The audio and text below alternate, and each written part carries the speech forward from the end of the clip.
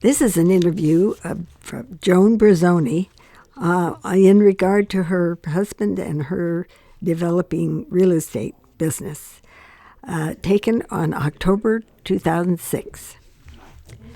Russ felt it was a wonderful thing to be able to provide a home for a family. Joan Bruzzone talked candidly about her husband, developer Russell Bruzzone, who passed away 2001. I consider him a pioneer, and I think he was influential in bringing good to the city. With Joan's help in business management, Russell built extensively not only in Lafayette but also in Moraga and Concord. Their projects include the Plaza Shopping Center in downtown Lafayette, the Moraga Shopping Center, the Four Corners Center in Concord, and numerous single-family homes, many in Burton Valley. We did it with a good deal of pride in what we were doing, Joan says. It meant a lot to my husband. He had a dream, a wonderful dream. Today, Joan and her 6 children are still actively involved in building and property management.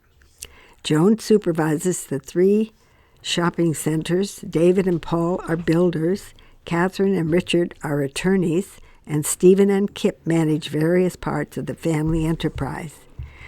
Russ was born in Oakland in 1926, the son of Delia Giglione and Joseph Bruzzone. His maternal grandfather came to Lafayette in 1906. When Russ was growing up, he worked summers on his Uncle Joe's farm in Lower Happy Valley. Russ graduated from Berkeley High, was Phi Beta Kappa in mechanical engineering at the University of California, then received an MBA from Stanford in 1950. He convinced his family to hold on to their property in Lafayette while he went to college, Joan says. He always knew he wanted to build on it. Russ's father was a food broker, but if he'd been born at a different time, I think he would have loved to have been a developer and builder. He used to take Russell out to look at property, the 2 of them together. I think Russell inherited it from him. Joan, whose maiden name is Eck, grew up in the Marin County city of Fairfax and graduated from Stanford in 1949. She and Russ met when both were working at a subsidiary of Standard Oil and were married in 1951. But it would be a few years before Russ realized his dream of becoming a builder. Russ hated working for a big company, Joan remembers.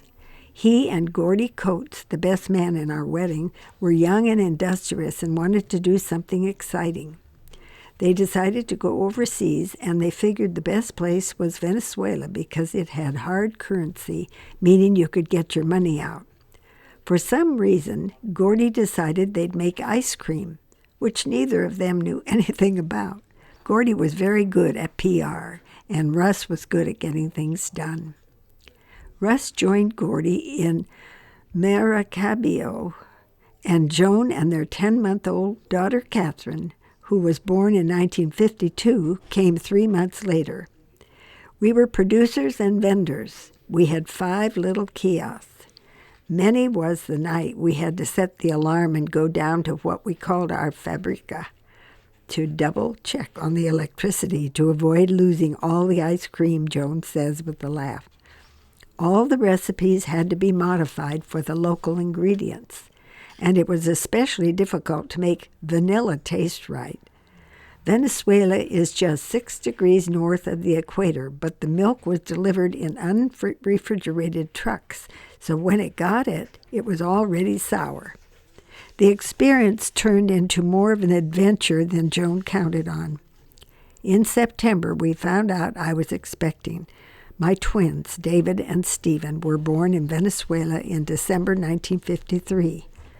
Fortunately for us, there was a Standard Oil compound with the hospital, and one of the doctors had studied at Tulane University, where they discovered that babies placed in oxygen tents could become blind.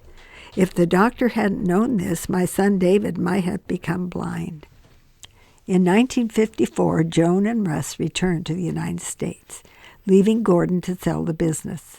I think we only made enough to pay for our transportation, Joan says. We were young and it was an adventure. We didn't mind eating spaghetti. Joan and Russ settled in Lafayette in a house on Bickerstaff Road, right behind the old Bill's Drugs. And Russ finally began his career as a builder. We were in it together, Joan says. On the weekends, we'd go off and look at houses to get ideas. We had 4 or 5 employees, and a lot of the time we couldn't really afford to build anymore, but we kept going because we had 4 other mouths to feed. You have to be willing to work 24 hours a day.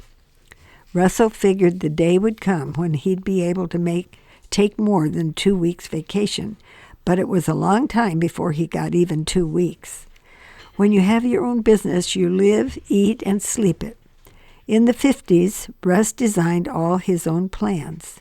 That's what was so good about his being a mechanical engineer. He always felt it was one of the best majors you could have because it really taught you to think, then apply the process to different things. For a while, Russ and his brother, Milton, who lives in Happy Valley, were building together. Then each went his own way. Russell bought Burton Valley, and most of the houses were built by himself. Jack Marchant, John Osmond's son, or John Prentice, Joan says. When Russ told you a price, that was it. Nobody could negotiate him one way or the other because he knew what he had put into it. It was a complete house. There's one place in my neighborhood that Russ built that was just remodeled. The fellow who remodeled it said it was so well built he had trouble tearing it down. He said you don't find things built like that anymore, and you certainly don't have houses made with the same materials. As the family grew, the Bruzzones moved to Monroe Avenue. It was a little college with 2 vacant lots out front, which we built on, Joan says. In 1958, they moved again to a park-like area off St. Mary's Road, where Joan still lives. We developed the area and bought our home from the Johnsons. Everything about the business was done in our home. Russell did the drawings in the dining room, and the children would hop over the plants laid out on the floor. Our first large commercial development, the Plaza Center in Lafayette, was built in 1963. The center's early California Spanish architecture is similar to the Town and Country Center in Palo Alto, which the Bruzzones admired, while students at Stanford. To build the center, Russ moved 200,000 cubic yards of dirt from a hill that was 65 feet high. It took 18 months, Joan remembers. Nick Trujillo of Nick's Barbershop has been in the plaza since the beginning. I call him the mayor of Lafayette. Dave McCullough, owner of McCullough's Stores, and David M. Bryan had a junior variety store in Concord when we were building the center and looking for tenants. He was young, but we decided to take a chance on him because he was local and hands-on. He was able to make changes a regional tenant would never do. That was the part of the secret of Dave's success. He knew exactly what his potential customers wanted. We had one restaurateur who was there for 29 years. He ran Le Marquis. He was a great restaurateur, but after a while he got burned out, and mortality rate for restaurants is usually 3 years or less. Russ also developed the Moraga Center in 1960s. He bought the land from the Utah Construction Company, Joan explains. Joan remembers Lafayette when she first moved here.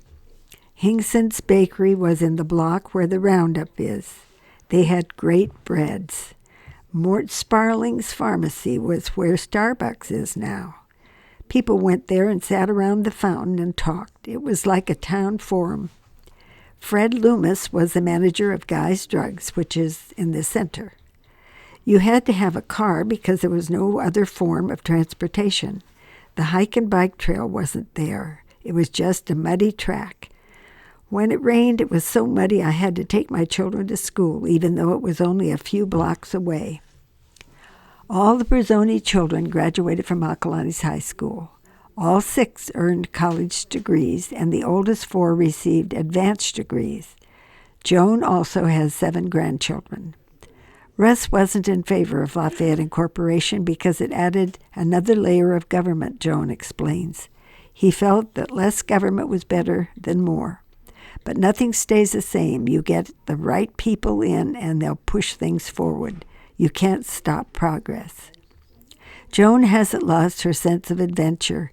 A former travel agent, in her spare time, she still occasionally helps people with travel ideas. Every spring for the past dozen or so years, she has visited Scotland, and for the past 10 summers, she's taken her family to Europe. A hands-on manager, Joan is often at the Plaza Center. There aren't too many family-owned shopping centers anymore, she explains. The world has gotten to be a lot more big bucks kind of thing. And she isn't afraid to speak her mind. It's very upsetting to think taxpayers are supposed to contribute to redevelopment when there's no real blight. I don't think it's right when the rest of us have to do it on our own. Joan enjoys having her grandchildren growing up in Lafayette and attending the same schools her children did. It's their heritage and their legacy, she says proudly.